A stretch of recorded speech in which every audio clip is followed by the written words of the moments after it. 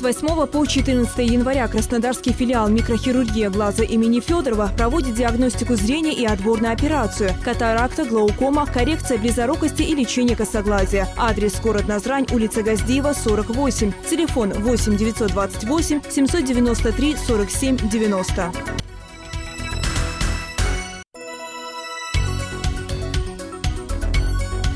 В Ингушетии открылся первый в республике завод по производству бытовой химии «Весна». Продукция реализуется под торговой маркой «София». Адрес: город Назрань, улица Чеченская, 16. Обращаться по телефону 8 903 154 06 73.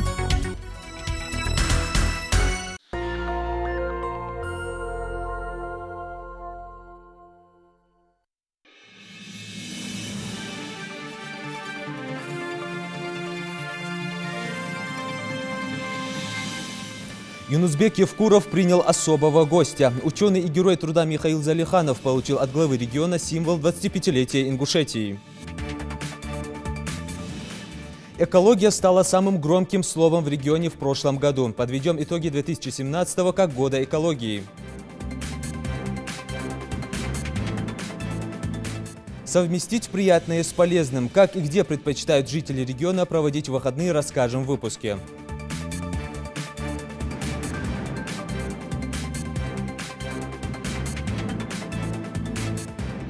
На канале Ингушетия Новости 24. Здравствуйте. Первый герой России, летчик, ценой своей жизни спасший десятки людей и навсегда вписавший свое имя в историю ингушского народа. Сегодня легендарному летчику Суланбеку Асканову исполнилось бы 75 лет. 7 февраля 1992 года он спас жизни сотен людей, отвел свой самолет и не дал упасть крылатой машине на деревню. За мужественный поступок указом президента России от 11 апреля 1992 года генерал-майору авиации Асканову посмертно присвоено звание Героя Российской Федерации. Суланбек Асканов родился 8 января 1943 года в многодетной семье. Отец – участник Великой Отечественной войны, а мама была удостоена звания «Мать-героиня». Детство будущего летчика было трудным. Когда он был еще ребенком, семья переехала в Казахстан, и лишь в 1957 году они вернулись в родное село Плиево. Суланбек поступил в Грузинское ПТУ, одновременно занимался в аэроклубе. Чуть позже на отлично окончил Качинское высшее военное училище летчиков. Выпускника оставили там же летчиком-инструктором, а вскоре перспективного офицера направили в военно-политическую академию. Я, естественно, спрашивал, а когда тебе пришла эта мысль стать летчиком? Суланбек мне рассказывал, и я в книге об этом написал, что еще в раннем детстве, когда я лежал на стоге сена и смотрел в небо на мерцающие звезды, и мне хотелось оказаться там, наверху, летать на самолете.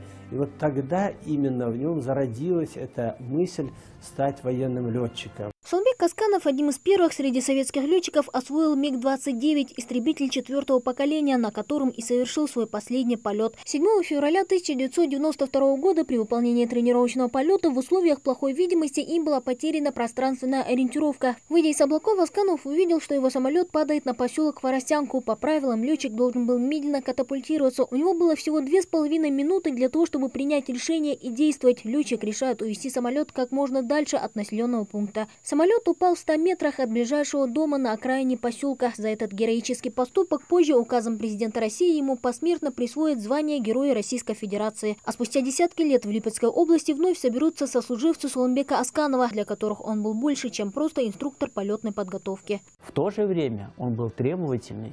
В то же время я его знал как профессионала, прекраснейшего профессионала, трудоголика. Память об этом светлом человеке, об этом офицере, о летчике неизгладима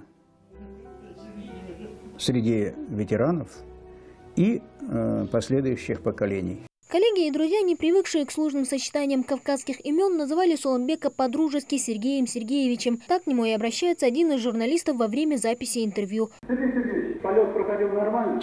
Да, полет это обычно, это наша работа, поэтому мы показываем то, что мы тренируемся, готовимся каждый день, поэтому все нормально, пора работать. Имя славного сына страны навсегда будет храниться в памяти многих поколений. Свидетельством тому и памятники, открытые в его честь в разных городах нашей необъятной Родины. 5 лет назад в Москве в Музее Великой Отечественной войны на Поклонной горе открыли бюст первому герою России Сооронбеку Асканову. Мы обязаны, живые сегодня, всегда помнить подвиги тех, кто совершал эти подвиги для нас, честь нас и ради того, чтобы мы сегодня жили. Памятник первому герою России открыли в селе Хворостянка Липецкой области. Теперь на месте прежнего скромного обелиска красуется величественная стела из белого мрамора, напоминающая вмывающий небо истребитель легендарного летчика Сооронбека Асканова. Обелиск будет хранить память и рассказывать о подвиге человека, который поставил чужую жизнь выше собственной. Мы, однополчане, тех, кого он воспитывал,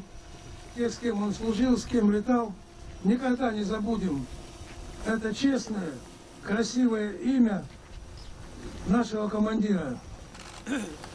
И будем помнить его всегда вместе с ингушским народом. У Сооронбека Асканова был только миг, чтобы принять решение и отвезти падающий МиГ-29 от жилых домов в деревне Хворостянка. Чтобы сохранить воспеваемую жизнь другим взамен своей, летчик не дал упасть воздушному судну на поселок, увел подальше от жилых домов, но сам катапультироваться не успел. Был такой грохот, раздавался, потому что самолет падал, и он увел даже вот от дома, вот Козелик, там мало домов.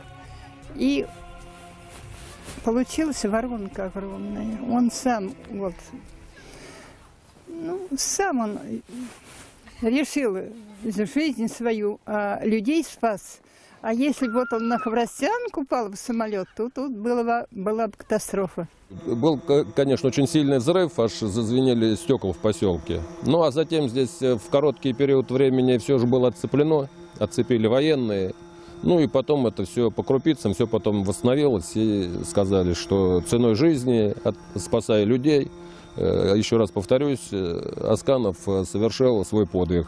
Здесь же состоялась и церемония тушения почтовой марки, специально выпущенной Почтой России к 25-летию подвига первого героя России. В память о Сооронбеке Асканове в единственной школе села Хворостянка Липецкой области открыли мемориальную доску. Чуть позже его учащиеся приехали в Ингушетию, чтобы пообщаться с родными и близкими легендарного летчика. Двоюродный брат Сооронбека Хусен Асканов рассказал ребятам о том, как получил трагическую весть. История гибели героя всегда трогает до слез. Гости из Липецка считают большим везением оказаться здесь, на его родине, в его родном селе. Нас от мала до велика знают все, кто такой Сооронбек. И я надеюсь, что все поколения дальше будут знать, почитать его, как мы сейчас почитаем. Спасибо вам огромное за него, за его подвиг. Хочу вам сказать спасибо за то, что он спас нас, наше село от такой трагедии. У него была возможность избежать своей гибели, но он выбрал путь, спасая нас. Ингушская делегация не раз ездила в Липецкую область, а гости из Хворостянки на родине летчика впервые. Ребята прошлись по пришкольному музею славы, где хранятся фотографии и личные вещи героя, посетили аэропорт имени Сооронбека Асканова, где установлен макет самолета-истребителя МиГ-29. Очень долго ждали, очень важна, большая гордость. То, что мы смогли увидеть братьев Асканова, поговорить с ними. Ингуш с большой буквы, именно так отзывается о Сооронбеке Асканове, первом герое России, и его друзья. В Липецкой области легендарного летчика помнят и любят. Для народа он не умер, а шагнул в бессмертие. МиГ генерала Асканова, в котором он проявил героизм и ценой своей спас десятки жизней, пример для каждого.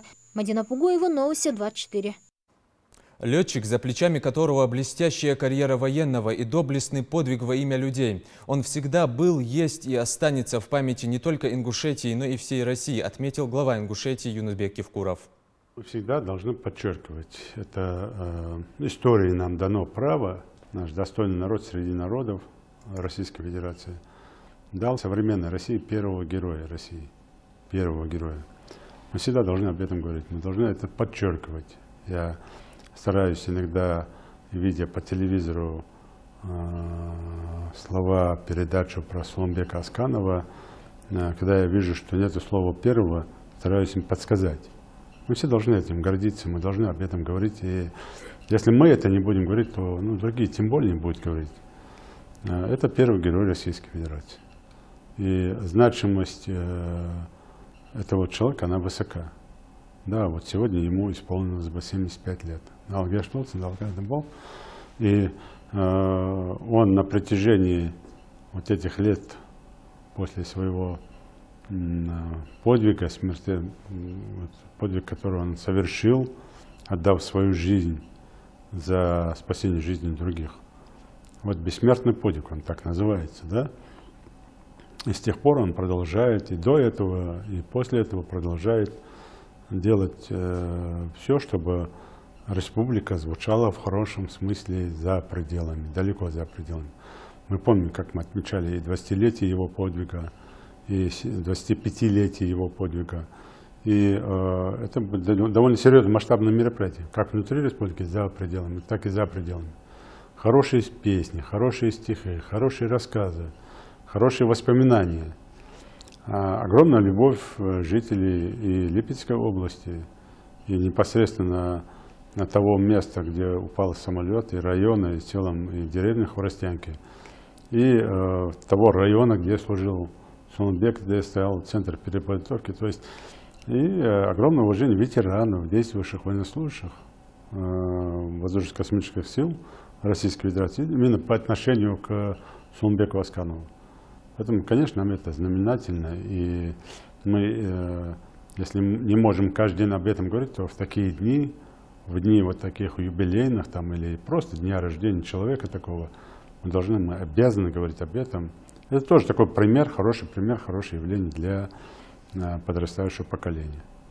Памятная медаль, приуроченная к 25-летию со дня образования Ингушетии, нашла своего владельца. Ее из рук главы Ингушетии получил советский и российский ученый Михаил Залиханов. Глава поздравил гостя с Новым годом, пожелал ему крепкого здоровья и успехов в его деятельности.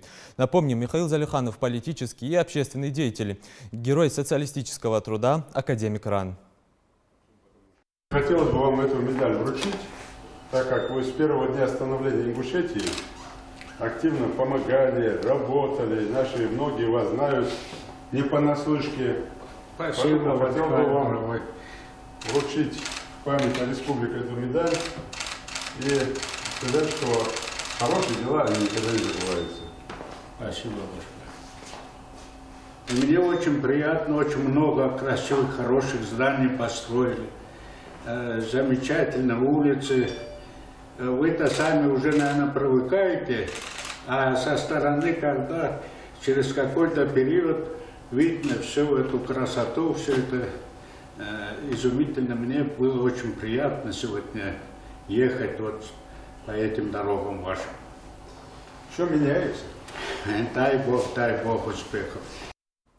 Чтобы чрезвычайных ситуаций в регионе было по минимуму, в эти новогодние каникулы в круглосуточном режиме работали оперативно-дежурные службы. В праздничные дни в оперштабе правительства региона дежурили работники «Газпрома», «Водоканала» и МРСК. За это время к ним поступило около 100 звонков. Называем Московская, 19, да? Все, фамилию можно назвать? За праздничные дни с 31 по 8 число вот этих звонков было по газу. По «Газпрому» у нас было 8 звонков. С Назрани, Сунджи и с Малгобека были вот эти звонки.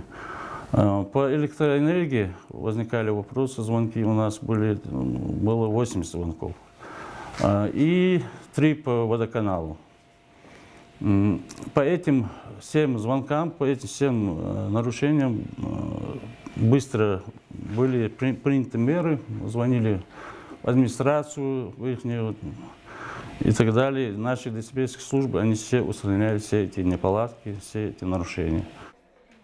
Непростыми выдались новогодние праздники и для наших медработников. С 31 декабря по 8 января в ИРКБ отделение травматологии поступило около 30 человек, многие из которых с травмами различной степени тяжести. Были случаи отравления угарным газом. Не обошлось и без дорожно-транспортных происшествий. За эти праздничные дни было очень много поступлений с дорожно-транспортного происшествия.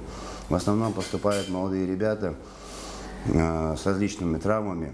Ну, примерно, я не подсчитываю в журнале, но около 15 ДТП за эти выходные было. Но вот возьму вчерашний день. Вчерашние сутки наши коллеги дежурили вчера. Была очень напряженная, тяжелая ночь. 6 ДТП, сколько знаю, 18 пострадавших ребят, дети были даже, 4 детей с различными травмами, политравмами, сочетанными травмами. Дети были госпитализированы в ДРКБ, детскую больницу. В основном остальные пострадавшие с различными травмами тоже госпитализированы в отделении травматологии, в отделении сочетанной травмы. И как не прискорбно говорить, было вчера 2, ну как у нас в медицине называется, не люблю это слово, 2 трупа. В 2018 году в Горную Ингушетию планируется отправить экспедицию от отделения Русского географического общества республики. Цель экспедиции – поиск и раскопка так называемой циклопической стены, то есть стены, которая сделана из больших тесанных камней без использования связующего раствора. Об этом сообщил председатель регионального отделения Джамбулат Аздоев. Точное месторасположение стены неизвестно, но отдельная экспедиция сумеет найти ее остатки благодаря некоторым ориентирам. Раскопки будут вести совместно с археологическим центром имени Крупного. По подсчетам ингушских археологов, на территории нашей республики находится порядка 130 объектов циклопического характера. Их изучение зависит напрямую от финансирования. До сих пор все эти объекты были мало изучены. 2018 объявлен годом волонтера. В нашем регионе гражданскую активность проявили и в 2017. В рамках прошедшего года экологии в Ингушетии прошли масштабные субботники, различные экологические акции, такие как «Сады поколений», «Посади дерево» и другие, в которых принимали участие представители разных возрастов. Но самую активную работу провел Комитет по экологии и природным ресурсам. Это борьба с несанкционированными мусорными свалками, очистка рек и многое другое. Самые яркие экологические события в сюжете Ирины Тичоевой. Ингушетия – одно из редких мест на планете, где сохранилась первозданная чистая природа и удивительное разнообразие флоры и фауны. 2017 год в регионе начался с торжественного открытия Года экологии в Ингушетии. В церемонии приняли участие и первые лица республики, а также экологи из соседних регионов. На сцене всем собравшимся в зале наглядно показали, какой огромный вред наносят окружающей среде сами же люди.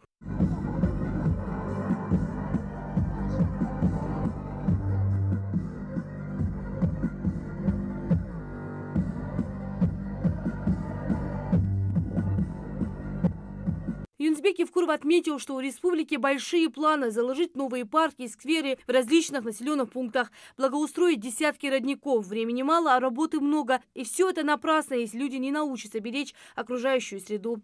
Благодаря работе комитета по экологии, комитета по туризму, определенным там рекламным вещам, профилактике, люди сейчас, надо это признать, за собой мусор убирают. Они сами смотрят за территорией, там где отдыхали. Но это все равно имеет место быть. Ну, нам надо здесь на равнине бороться.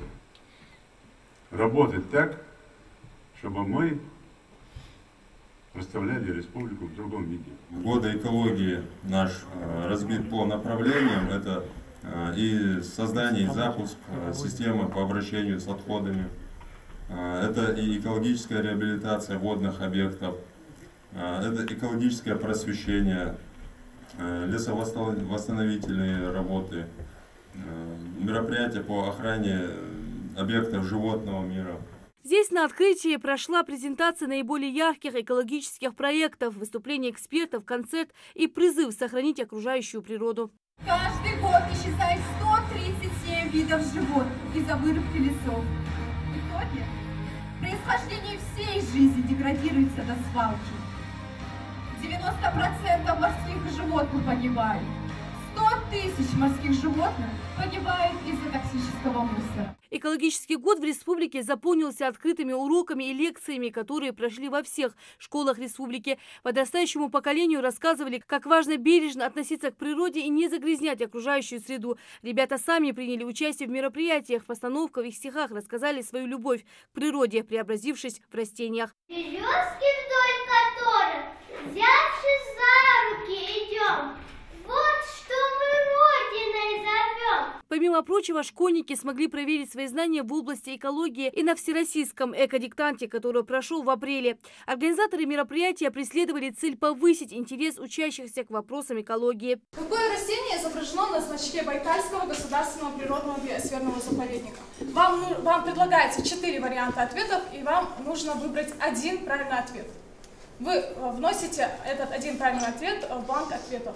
Первый в 2017 году массовый субботник прошел в Назране. Участники основательно прочистили набережную, провели санитарную уборку территории вокруг пруда и близлежащих улиц. Череда таких масштабных акций продолжилась по всей республике. Ингушетия в этом году стала лидером по числу проводимых экологических субботников. «Зеленая Россия» и «Зеленая весна» в 13 населенных пунктах активисты очистили берега водных объектов. В Назране уборку провели вокруг территории реки Назранка и Алханчурского канала, в Карабулаке реки Сунжа и городского пруда.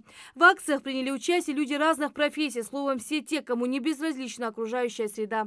Субботники у нас проходят регулярно, и они должны постоянно проводиться.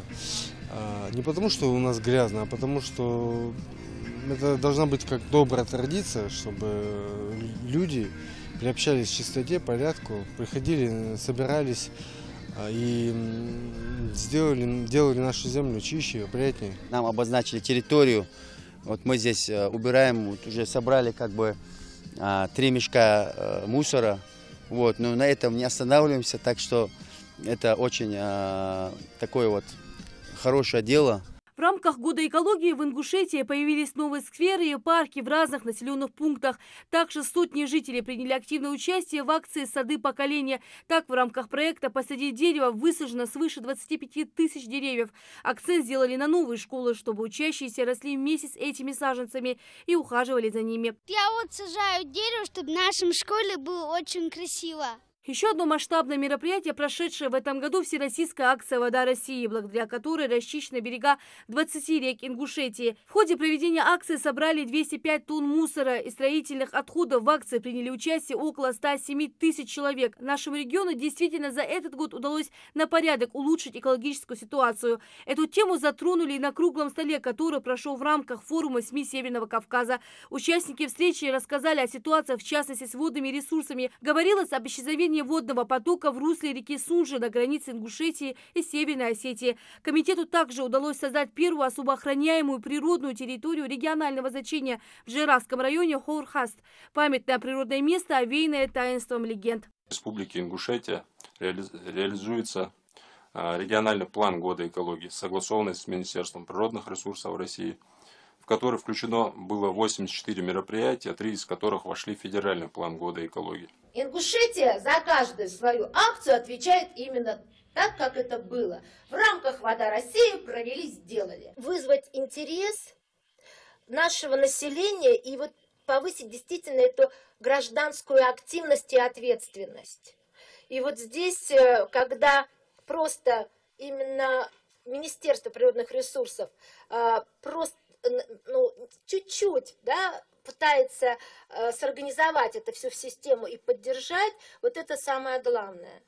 И в этом отношении вот ваша республика действительно является примером и тиражированием этого самого успешного опыта. Комитету по экологии и природным ресурсам с помощью министерств и ведомств удалось ликвидировать 20 несанкционированных свалок. В республике создан первый и пока единственный полигон по переработке мусора. Завод может перерабатывать до 1000 кубов мусора в сутки. Экологический план республика выполнила, ее итоги подвели уже в правительстве региона. Так, второй год подряд Ингушетия признана победителем всероссийской акции «Вода России», а также регионом-лидером по числу экологических субботников «Зеленая Россия» и «Зеленая весна». Кроме того, по данным Минприроды России, республика официально признана субъектом страны, оказывающим наименьший экологический вред окружающей среде. Много проектов таких важных реализовано в этот год в республике по всем основным направлениям. И по обороту отходов система у нас налажена, и по водным ресурсам несколько проектов серьезных реализовано, и по экологической реабилитации, и по защите от негативного воздействия вод, несколько проектов. Большой упор у нас в этом году делался, конечно, на экологическое просвещение населения и пропаганду бережного отношения природы. В этом вопросе были задействованы вообще все имеющиеся ресурсы. В в 2017 году поставлены на учет 700 объектов предприятий негативного воздействия, ликвидировано огромное количество источников загрязнения. Работа по нормализации экологического состояния комитетом еще будет продолжена. Ну а каким будет год будущий для экологов, покажет время. Рина Сычоева, итоги года. Первый в 2018 году турнир по смешанным боевым единоборствам пройдет 20 января между спортсменами местных бойцовских клубов. Организатором турнира выступила Федерация ММА Ингушетии. Межклубные соревнования на Кубок Дворца спорта «Магаз» проводятся у нас впервые. В соревнованиях могут принять участие юноши от 15 до 17 лет. Также отдельно выступят и бойцы старше 18 лет. Проходить соревнования будут в 8 весовых категориях. Стоит отметить, что подобного рода турнир является отборочным испытанием на предстоящую битву в Назрани. И победители каждой весовой категории получат путевку именно на этот турнир. Как провести выходные? Этот вопрос все еще актуален. Последние дни новогодних каникул жители республики стараются провести весело и с пользой. Кто-то пытается научиться катанию на коньках, а другие с попкорном спешат посмотреть новинки кинопроката. О том, как жители республики завершают праздничный уикенд, расскажет Дана Плиева. В новогодние выходные кому-то по душе домашний уют, а кто-то предпочитает активный отдых. К примеру, катание на коньках. Сегодня в Ледовом дворце просто аншлаг. Смех, веселье и зажигательная музыка. Если кто-то уверенно стоит на коньках, то большинство здесь сегодня впервые. Денизу Зариеву новички замечают сразу же. Девочка мечтает стать хоккеисткой и надеется, что родители поддержат ее рвение. Дениза впервые встала на коньки 2 года назад. С тех пор все свободное время проводит на льду. Я узнала об катке и я заинтересовалась. Потом я первый раз вышла на лед, и у меня не очень получалось. Потом я каждое воскресенье стала проходить, и все лучше и лучше стала кататься. Ушибов и ссадин при падении никому не избежать, особенно новичкам. Уроки на льду с недавних пор им преподает 14-летний инструктор Магомед Жандигов. Школьник уже год играет в хоккей, и на каникулах ему предложили попробовать себя в роли инструктора. Магомед и сам хорошо знает, как непросто новичку преодолеть свой страх и впервые выйти на лед. Надо сначала удерживать равновесие и чуть-чуть сгинать ноги. И надо спину, нельзя спину никогда выравнивать, а то упадешь назад. И дальше надо отталкиваться ногами. Такой наплыв посетителей в праздники здесь не редкость. Расписание на новогодние каникулы даже пришлось изменить. Обычно с 10 утра и до полудня время для посетителей, а после обеда до 7:30 на лед выходят хоккейные команды. Тренировочные процессы закончили в декабре месяце, 25 числа, и передали полностью лед населению для массовых катаний, для детей, потому что так как у них начались утренники в школах, они с классами приезжают к нам на Ледовую арену. Также праздничные дни, дети все дома, родители. Сегодня, благодаря главе республики, у нас построена прекрасная Ледовая арена. И есть где семьям, детям отдохнуть, покататься на коньках, провести время. Как подарить праздничное настроение жителям, знают и в кинотеатрах республики. В новогодние выходные здесь стартовало немало новинок кинопроката. В обычные дни посетители в основном молодежь, а вот на каникулах здесь можно встретить намного больше киноманов. На сеансы приходят целыми семьями. Большой популярностью пользуется недавно вышедшая новая часть мультфильма о 3 богатырях. Стой! Я докажу тебе! Докажешь? Ну давай! А вот эта группа посетителей, к примеру, сюда приехала прямиком с катка. После первой сданной сессии студенты решили собраться всей группой и приятно провести время. Одна из них – Ясмин Чепанова, студентка Высшей школы экономики. Мы решили посмотреть «Фердинанда», такой, так скажем, универсальный какой-то фильм, который всем понравится, мне кажется. У меня нет каких-то определенных предпочтений. Просто если меня заинтересовал фильм, то я обязательно на него пойду. Это может быть и комедия, и ужасы, любого жанра. Особенно если хорошая компания, то, мне кажется, на какой бы фильм ни пошел, всегда будет интересно. Неважно, как вы проведете свое свободное время. В кресле за книгой, на льду или в уютном кинотеатре за просмотром киноновинки. Главное, чтобы эти выходные зарядили вас на ближайший год позитивом и энергией. Дана Плиева, Ахмед Горбаков, Новости 24. Ингушский боец смешанных боевых единоборств Абубакар Мистоев по итогам 2017-го был номинирован на премию «Открытие года». Преодолев под эгидой М1 5 боев, Абубакар уже успел зарекомендовать себя как бескомпромиссный и жесткий боец. Во всех своих поединках он одерживал победы. Первый свой бой ингушский спортсмен провел в 2014 году. Ну а в крайнем поединке в первом же раунде был нокаутирован очень опасный ударник Алексей Махно. Благодаря своей серии из 5 побед подряд и отсутствию поражений Абубакар уже в следующем году может бороться за пояс чемпиона. А пока второе место в номинации «Открытие года». Еще одна приятная новость из мира спорта. Наш земляк Абдулмалик Гадаборшев, двукратный чемпион Голландии по тайскому боксу среди мальчиков до 9 лет, серебряный призер Кубка Турции и чемпион Европы, проведет свое следующее выступление в феврале в рамках первенства мира. Абдулмалик проживает в городе Эйндховен и занимается муай-тай с 7 лет. Счет его поединков идет уже на десятки, и будем надеяться, что он вновь сумеет порадовать своих болельщиков как из Голландии, так и из родной Ингушетии. На этом я с вами прощаюсь. Оставайтесь на Национальном.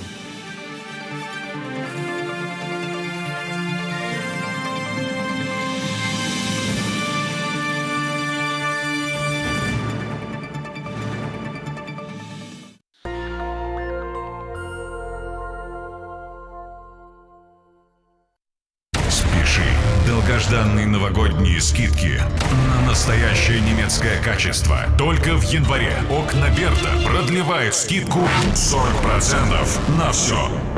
Окна Берта. Немецкий стандарт. С 8 по 14 января Краснодарский филиал микрохирургия глаза имени Федорова проводит диагностику зрения и отбор на операцию. Катаракта, глаукома, коррекция близорукости и лечение косоглазия. Адрес: город Назрань, улица Газдиева, 48. Телефон 8 928 793 47 90.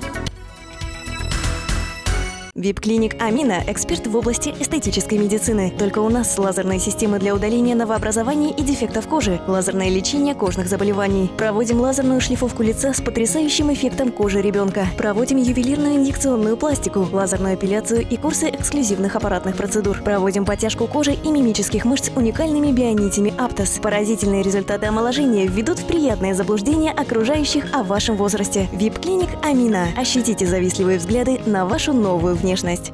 Изящество и уникальность художественной ковки в исполнении лучших мастеров с 10-летним опытом работы. Кузнечный двор – это изготовление любых кованых изделий, ручной труд, непревзойденные традиции ковки, дополненные современными методами обработки и эксклюзивные художественные приемы. Мы работаем по индивидуальным и типовым заказам. Ваши творческие замыслы будут реализованы в наших работах в кратчайшие сроки.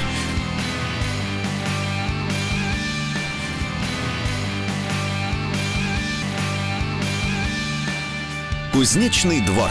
Железное качество для вашей индивидуальности. Наш цветочный салон «Сюрприз» предлагает вашему вниманию лучшие букеты цветов и цветочные композиции для любого случая. Только свежесрезанные цветы, профессиональные флористы и индивидуальный подход к каждому клиенту. Оформление банкетных залов и машин. Широкий ассортимент сувениров. Мы поможем сделать вам идеальный выбор. Для клиентов действуют регулярные скидки и акции. У нас прямые поставки из Эквадора и Голландии. Мы работаем в Ингушетии уже более 25 лет. Десятки тысяч довольных клиентов. Идеальную ванную комнату вам поможет создать магазин сантехники. Огромный выбор ванн, джакузи, раковин и смесителей, мебель для ванных комнат, зеркала и аксессуары. Мы реализуем оборудование как в розницу, так и оптом. У нас можно заказать понравившуюся вам модель по каталогу. Наш адрес – город Назрань, улица Сулейменова, 17. Телефон 8 928 732 16 11. Дом – это звонкий детский смех и аромат свежего хлеба, испеченного мамой. Большой обеденный стол, за которым собирается вся семья. Самые близкие и дорогие сердцу люди. И счастье видеть радость тех, кто дорог мне. Мебельный салон «Беркат». Более 20 лет счастливых семейных историй. Мой дом такой. Автомагазин «Мустанг» предлагает огромный ассортимент шин и дисков различных размеров на любой вкус. Обвесы, аккумуляторы, масла, фильтры и прочие аксессуары. Оригинальные запчасти для всех марок от признанных лидеров рынка. Гарантированное качество товара, гибкая система скидок и постоянные акции. Так, при покупке тормозных дисков, колодок, масел, фильтров или лобовых стекол, замена в нашем техцентре абсолютно бесплатна. Автомагазин и техцентр «Мустанг». Уважаемые покупатели, спешим вам сообщить о зимней акции в сети магазинов «Строймаркет». Скидки на строительные и отделочные материалы от 10 до 50%. Все лучшее для вас. Подробности по телефону 8 800 555 3 555. Звонок бесплатный. Есть множество традиций, связанных с наступлением Нового года. Не изменяет своим традициям и мебельный салон «Беркат». Мы объявляем начало праздничных скидок. С 15 декабря по 15 января. Минус 15% на весь ассортимент, представленный в салоне. Обновляйте интерьер дома или офиса по привлекательной цене. Создавайте свой собственный комфорт с максимальной выгодой. Подробности на сайте berkat-mebel.ru. Ждем вас ежедневно, без перерыва и выходных по адресу: Назрань, проспект Базоркина, 72, телефон 77 14 04. Будьте счастливы в новом году. 9 и 10 января в клинике Авиценна в городе Малгобек напротив городской больницы будет вести прием Цычоева Фатима Руслановна, ведущий врач-эндокринолог, диабетолог, диетолог стационара клиники витреоретинальной хирургии имени академика Федорова в Москве. Определение типа диабета, подбор медикаментозного лечения, выбор схемы инсулина, поддержание состояния больного, также диффузный токсический зоб, узловой зоб, эндемический зоб, гиперпролактемия, ожирение, остеопороз. Запись по телефону 8 962 645 34 57.